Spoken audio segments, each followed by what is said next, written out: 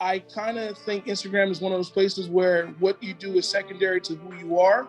I Mm. showcased who I was, and I built my own tribe around that. So Skinner, you got a lot of fans here of what you've done on Instagram. I honestly think you did probably the hardest thing possible, and you grew 100,000 following on Instagram. So hard to get a following on Instagram. How did you do it? Like, what were the principles that you followed to get from 0 to 100,000 followers on Instagram that all these attorneys can learn from? Well, my Instagram's a little different because I don't really speak a lot about law on it. It's more about just being authentic and letting people know that I'm an attorney, and that's more secondary. It's more so telling my story of how I became an attorney, where I came from, who I represent, and showcasing some major cases that we've handled. But really, my Instagram is more around my family, my personal life, and I don't even post as much as I know other people post and create content. For me, it's just been being more engaged with people on Instagram, and my DMs, my direct messaging is more active than my actual content creation, because I get people from all over the place that sends me messages and I actually respond to them. And I was doing a lot of storying too, but as of late, what we've been doing is actually running ads on my Lewis Law Firm page and leaving my personal brand where it is and separating my personal brand from my actual law firm brand. And that's been a strategic pivot that we've seen that's kind of worked for us. So for myself, from the beginning, when I got on Instagram, I let it be as organic as possible. I kind of think Instagram is one of those places where what you do is secondary to who you are.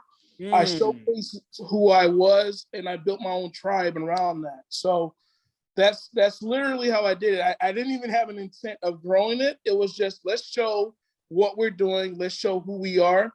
At the time before COVID happened, I was doing a lot of events and concerts and things of that nature. So I would just copy those things and show it again on Instagram. And that's really where most of my followers came from. People Mm. that share my story and that like what I was doing.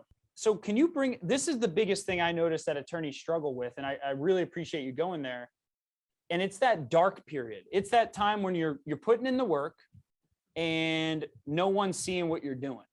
Can you bring us through that, like a moment or a time where you were doing the stuff on social media, but nothing was happening, but you stuck through?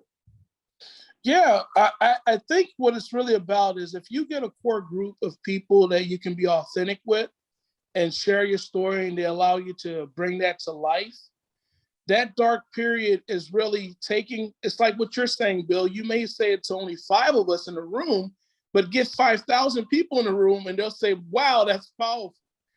And it's really having that confidence in yourself that even though you're going through it and you're building and you haven't seen the result, to really know that you know what you're doing. You're going to learn through iterations. You're going to learn through taking action.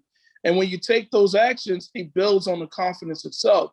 So Instagram was one of those things where I joined it. I said, look, this is who I am. This is my story. The people that resonate with it will appreciate it, and those that don't won't. So I got a buddy of mine. He's an attorney. He's Jamaican. He has a huge Jamaican accent. So he embraced the Jamaican accent. He did immigration. He started talking to immigrants about what is it like to have an accent in America and building on yourself. And this guy has now built his Instagram following to a different level. So I think, like they say, there's riches and niches. I think find your niche, be true to it, be authentic, and that dark period will turn into a period of light when you find more common people that share the same causes and beliefs that you do, and then you embrace your tribe. So it's truly tribe building and starting with 1 and seeing it turn to 2 and then seeing it turn to 4 and knowing that your foundational thoughts haven't changed, but you're just getting more people to buy into who you are. So that dark period is really an opportunity to master your craft and your skills, and then give yourself an opportunity to join a platform to shine to the rest of the world. And that's really how I looked at it, Bill.